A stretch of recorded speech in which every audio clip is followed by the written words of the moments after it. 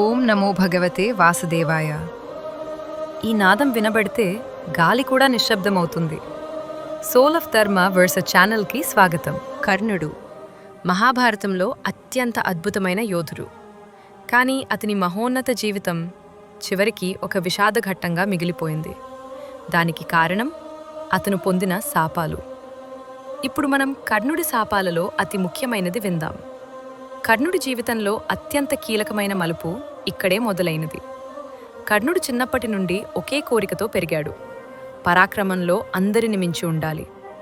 అతను దుర్యోధనుడితో స్నేహం ఏర్పడకముందే తన అసలు సామర్థ్యం ఆయుధ కళలలో ఉందని గ్రహించాడు. కానీ ఆయన్ని అంగీకరించే గురువు దొరకలేదు. ఎందుకంటే ఆయన సూతపుత్రుడు. అతని పెంపుడు తండ్రి అధిరథుడు, ఒక రథసారథి. అయితే ఒకరోజు కర్ణుడు గట్టిగా నిర్ణయించుకున్నాడు: పరశురాముడు మాత్రమే దివ్యాస్త్రాలు నేర్పగలడు. నేను ఏది ఏమైనా ఆయన శిష్యుడిగా చేరాలి.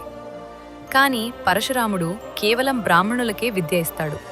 అందుకే కర్ణుడు బ్రాహ్మణుడిలా వేషధారణ వేసి పరశురాముడి ఆశ్రమానికి చేరుకున్నాడు. ఇక్కడితో కథ పూర్తి కాలేదు. కర్ణుడి జీవితాన్ని శాశ్వతంగా మార్చిన సంఘటన ఇంకా ముందుంది. దానికోసం మా తదుపరి భాగాన్ని తప్పక చూడండి.